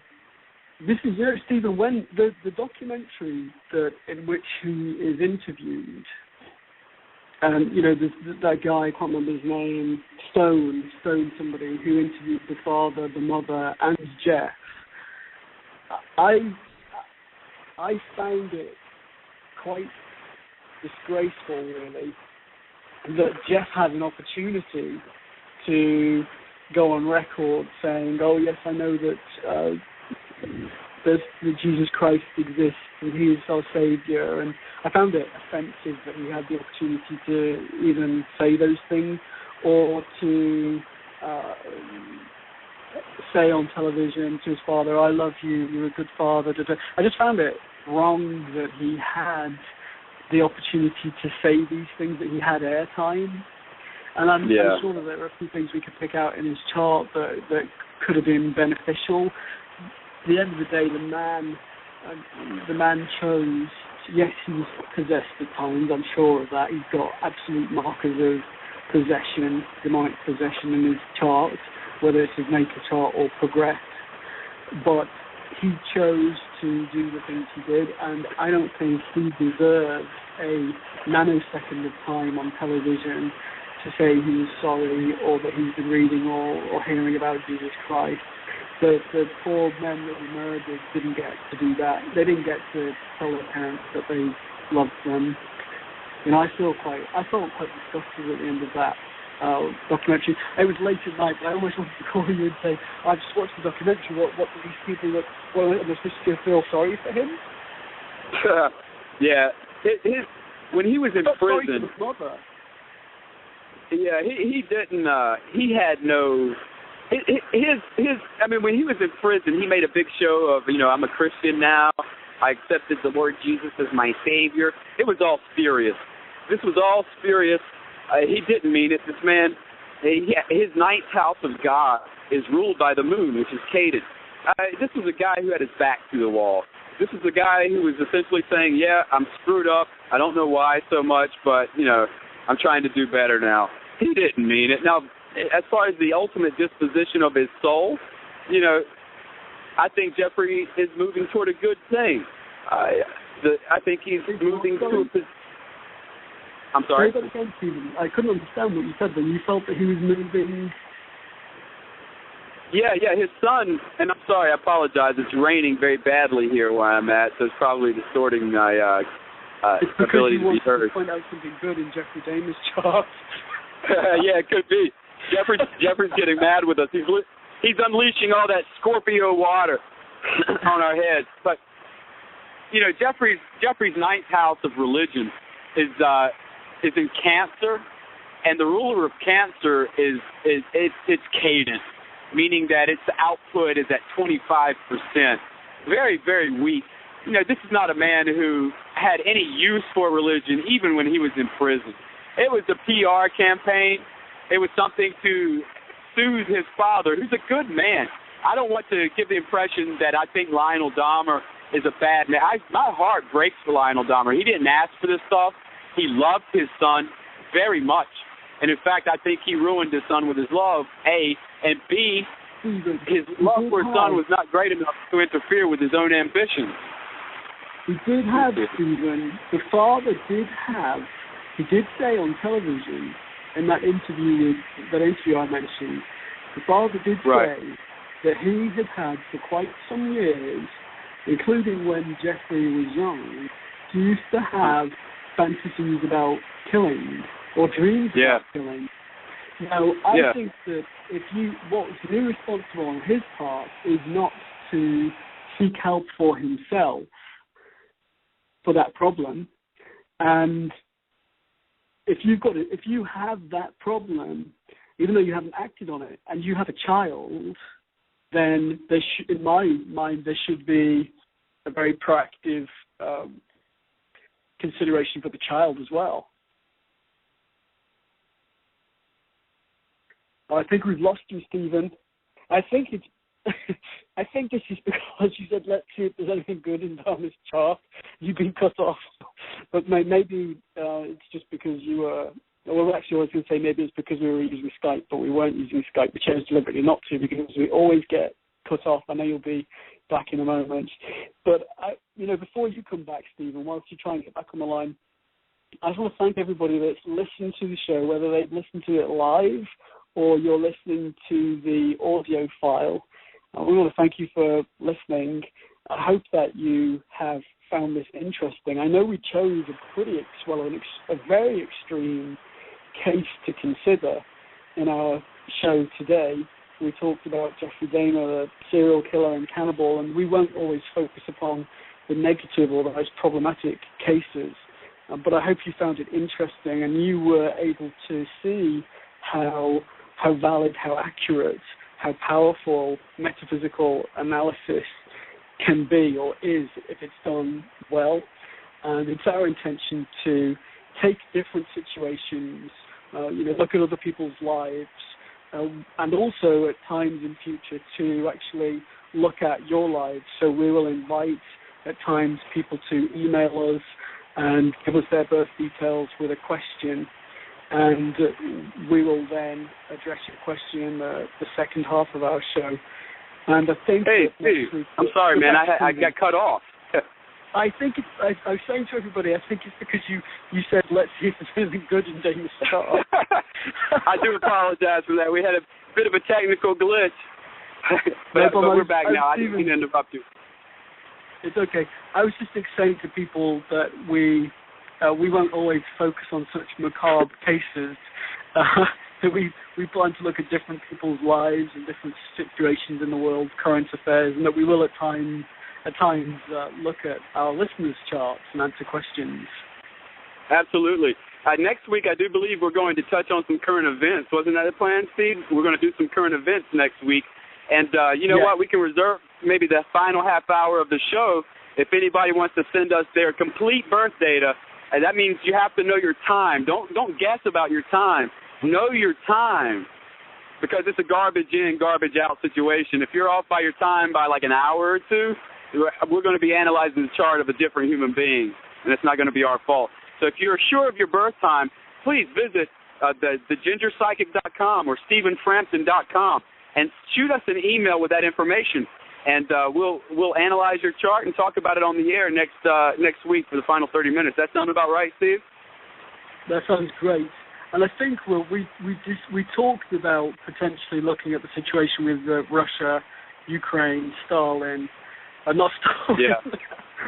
Yeah, we definitely. I want.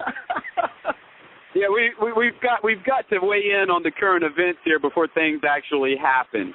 And obviously Russia and the Ukraine is the big agenda item, and so next week we're going to be analyzing Russia, analyzing the Ukraine, and also the other players in that saga. I'd say America and China would probably fit the bill beautifully, wouldn't you, Steve?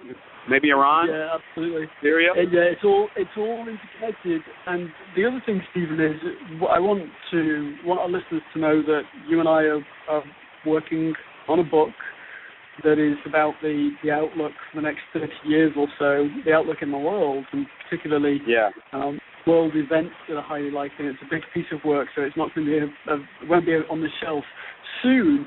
But perhaps, Stephen, as we continue our research, we can give people a taste of that by discussing dynamics of certain nations at some point in the future. There are all kinds of things we can do with this show, but we're called Metaphysical Media, and the idea of that is that we want to show that metaphysics can be used to provide an enormous amount of insight into what's occurring in the world, what's likely to occur in the future. Absolutely. And I want to emphasize here that even though we both love astrology, we're not going to restrict ourselves to astrology. We're both hermetic occultists, so we'll be weighing in on a variety of problems with tarot, alchemy, and Stephen is a psychic medium as well, so we'll be talking about mediumship. So all things metaphysical will fall under our purview here. We're not going to restrict ourselves to astrology, but you're going to learn a lot of astrology by listening to this because it fascinates the both of us, and especially when we use it for a worthwhile cause, such as examining the natal figure of someone that's important, be it for good or bad things. Just because it's a bad thing doesn't mean that we shouldn't examine it through the lens of spirituality. In fact, we have more of a responsibility to examine what's evil and what is perverse in this world through the lens of goodness and spirituality. Wouldn't you agree on that one, Steve? Absolutely. You and I live and breathe metaphysics, and I know you're very passionate, as I am, about love it, man. It's great stuff. Getting out there and showing people how valuable this is. I'm a nosy guy. Understanding your kid. Sorry? I'm a nosy fellow. I want to understand, what's going on behind the scenes with important events in the world. I want to understand what makes a person tick. And I'm going to tell you something. Before you send in your birth date, think long and hard about that, because your birth time in the hands of someone like me and Steve is probably more revealing than your Social Security number. So if you're not embarrassed, which you shouldn't be, everybody has bad and good in their chart. But, if you're a bit of an exhibitionist, an extrovert, by all means, get yourself a free natal reading by sending us your information. We're going to also need the location you were born at as well. And, if we get your chart, then we will delineate it on the air. And we'll be kind, won't we, Steve? We promise to be nice, right? Absolutely. To be constructive, honest but constructive. But also, Stephen, perhaps if people want to have suggestions about topics they'd like us to cover in future shows, they can email us as well. So your site is thegingerpsychic.com and mine's stephenframpton.com, and that's Stephen with a V. And Frampton is spelled like Peter Frampton, but no relation. And people are always asking that question in the States. But we can take suggestions about topics we might cover in future. Right. And we won't promise to do them, but we'll certainly bear them in mind. We're about to run out of time here, guys, unfortunately, but join us next week, and we'll have some more good stuff for you, okay? And we've got about a minute left here, so I just wanted to thank all of you for joining us tonight. Stephen, thank you very much. By all means, visit stephenframpton.com. Not only does he have a lot of blogs up there that are going to teach you a lot about metaphysics, he's a psychic medium, and so he's got a course on spiritual matters. I'm actually taking the course because it's about how to operate a spiritual-based business. Am I right on that one, Steve? Yes, yeah, it's a lot of fun. Absolutely. Visit StephenFrampton.com and sign up for that course. If you want to get a discount promotional code, email one of us, and we'll be sure to get that to you. And you can you save some money on it, and it's going to be very much worth your while. Do you have anything else to add, Steve? Just thank you, Steve. It's been a real pleasure to work with you this evening. I'm excited about all of our future shows. And thank you, everyone, for listening. All right. Well, we'll see everybody next week. Bye.